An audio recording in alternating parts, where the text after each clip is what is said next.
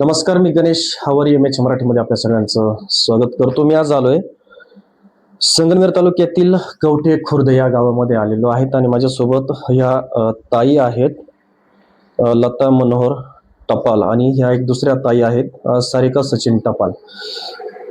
त्यांचा एक तक्रार अर्ज आपल्यापर्यंत पोहोचलाय, आपल्याला समजून घ्यायचंय, जाणून घ्यायचंय. ताई, नेमकी काय हा अर्ज तुम्ही पाठवला, नेमकी काय त्रास तुम्हाला होतोय? त्या शाळेवरती आहे ना, माझा जेवण शालेय आहार बनवून झाला होता. मुलं जेवायला बसलेली होती. मग त्या शिक्षकाने माझ्यावर असा आरोप केला का हे ताट कुत्र्यांनी चाटलेले आहेत, यांनी त्याच्यामध्ये जेवण वाढले मुलांना.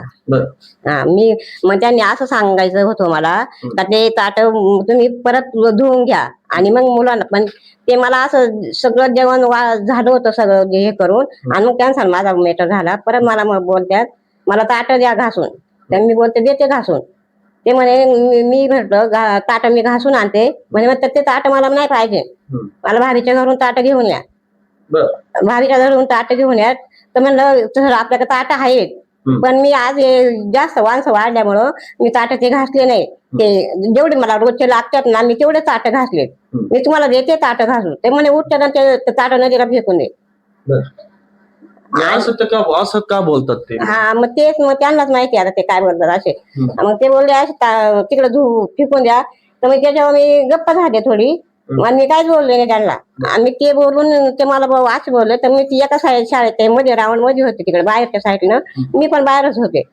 आणि मी बोलले तिथून त्या गेले त्या भारीच्या घरी तिकडं. तर ती भारी शाळेतच होती, काम करत होती साफसफाईचं. मी तिथं होते. आणि मग तिथून मी आल्यावरती तर मी तिला आवाज दिला, ती आलीच नाही. ती तिकडून आल्याच्या नंतर जिकडून ह्या साईडने गेला, तिला आवाज दिला, ती आवाज दिला, ती घरी गेली, 4 ताट घेऊन आली. 4 ताट घेऊन आल्या. मी तिथं जाऊन त्या टोपाजवळ जाऊन थांबले. तिथं थांबल्याच्या नंतर तो मला म्हणतो जेवायला बसला. तिथं अजून 4 माणसं वाढलेलीच होते जेवण करायला. त्या ताटाच्या ते वाढल्याच्या नंतर तो मला म्हटला ह्या महिलांना नाही काही काढून टाकावं लागतंय. मग ते मला नाही पेटवलं. जवळजवळ मी आज 20 ते 25 वर्ष झाले तिथं मी जेवण बनवते. याच्या आधी माझे मालक होते. म्हणजे शाळा जिल्हा परिषदेची का? हो, गावातली. हा. किती वर्षापासून तुम्ही? माझे मालक होते 10 वर्ष. त्याच्यानंतर त्याच्या पाठीमागे मला पण घेतलं लावून. मला जवळजवळ 20-25 वर्ष झाले. 25 वर्ष मी म्हणजे पहिला शूट भात बनवल्यापासून बनवायला लागल्यापासून आम्हीच बनवतोय. मग ती जवळजवळ 30 वर्षाचा काळ ह्या भाताचा शेती आमच्या ताब्यात आहे. मग आतापर्यंत कुठल्याही शिक्षकाने आमच्यावर तक्रार नाही केली. आणि मग हे एवढी तक्रार करून जवळजवळ माझे गावातली सगळी मुलं आहेत, माझ्या वस्तीतली मुलं आहेत, ही माझीच मुलं म्हणून समजते ना मी. माझं याच्या पलीकडे मी अजून काय सांगू? साधारण किती वर्षापासून हा त्रास चालू आहे तुम्हाला?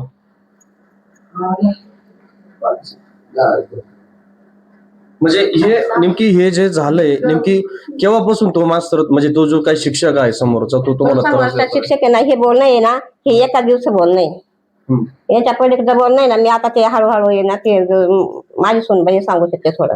काय नेमकी काय प्रकार आहे हा, सविस्तर थोडक्यात? त्यांच्यासारखं आहे, पण ते काय करते आता जसं काय सोनवणे सर आहे आमचे, मग ते सारखे बोलत राहते का तुमचंच राज्य आलंय असं आलंय. अजून नेमके काय काय त्रास दिला जातोय?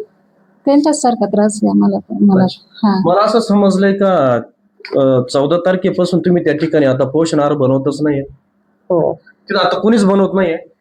त्यांच्यातर्फे त्यांनी माणसं बोलावली होती तिथं. असे आहेत भाईसाहेबांचे माणसं आहे तिथं, 2 जोडी राहती. ते जोडी जवळजवळ आता किती दिवस झाले, 9 शुक्रवार 8 दिवस त्यांनी भात बनवला. किती मंगळवारपासून शुक्रवारपर्यंत त्यांनी भात बनवला. मग त्यांनी मला एक फोन करायचा ना. मग ही तुमची गावातील शालेय समिती असेल, ती कमिटी असेल, तुम्ही त्यांच्या पुढे सांगितलं असेल ना असा त्रास दिला जातोय? हो, मला हे आजपर्यंत मला हा त्रास असा माहितीच नव्हता. कोणाला पोहोचवायचा, कोणत्यापर्यंत पुढे बोलायचं हे काय मला माहित नव्हतं. म्हणून मी ते त्यांनापर्यंत नाही सांगितलं. मी माझ्या मुलांना येऊन सांगितलं. मी तिथून काय परिस्थिती आली हे माझंच मला माहिती. माझं अंग असं थरथरत होतं. घरी आले तर मी आपली सुस्त झोपून घेतली. मला काही सुचत नव्हतं मी काय करावं ते. आता एवढे वर्ष झाले तुम्ही त्या ठिकाणी काम करताय, तुम्ही आता कामावरती जात नाहीत. आज कामाला कुठे गेले होते आज? हो, मी कुठं पाहिला गेले होते. अच्छा, आता त्या शाळेवर जायचं नाही का भात बनवायला? शाळेवर नाही जायचं मला. हा? माझी वय झालेली आहे, ते माझ्या अजून काय काय आरोप घेते. काय अजून काय बोलायचं? बोला काय तुमची मागणी काय? आता मागणी काय? जातीवादी याच्यावरती वेगळं बोलतात. जातीवादी बद्दल बोलतात ना ते सारखे आम्हाला. असं झालं तर तुमचे मुख्याध्यापक आले, मग तुमचंच राज्य आलं. सध्या राज्यामध्ये पोषण आहारावरून जो काही विषय चालू आहे, जी काही एक महिलेने त्या ताईने जो काही सोशल मीडियामध्ये एक व्हिडिओ बनवला, त्याच्यानंतर तिच्यावरती कारवाई करण्यात आली. ही बातमी देखील आपण राज्यभर बघितलेली आहे. तशीच एक दुसरी ह्या दोन महिला आहेत, हे या ठिकाणी पोषण आहार बनवण्याचं काम त्या ठिकाणी करतायत आणि तक्रार अर्ज त्यांनी पाठवला आपल्यापर्यंत. त्या ठिकाणचे जे काही शिक्षक आहेत त्यांना मानसिक त्रास दिला जातो, चुकीच्या पद्धतीने त्यांना बोललं जातं. हे अर्जामध्ये बरंचसं काही त्यांनी याच्यामध्ये पाठवलेलं आहे, आपल्याला आपण या ठिकाणी पाहू शकता. परंतु जी काही शालेय समिती, जी काही कमिटी असेल किंवा जे काही वरिष्ठ त्यांचे अधिकारी असेल, त्यांनी या संपूर्ण विषयाचा सखोल तपास करावा, यांनाही न्याय द्यावा आणि समोरचे जे काही शिक्षक आहेत त्यांचं जे काही म्हणणं असेल त्यांनी देखील MH मराठी पुढे यावं, त्यांची बाजू त्यांनी मांडावी. प्रवीण देठेसह मी गणेश आवरी, MH मराठी, अहिल्यानगर.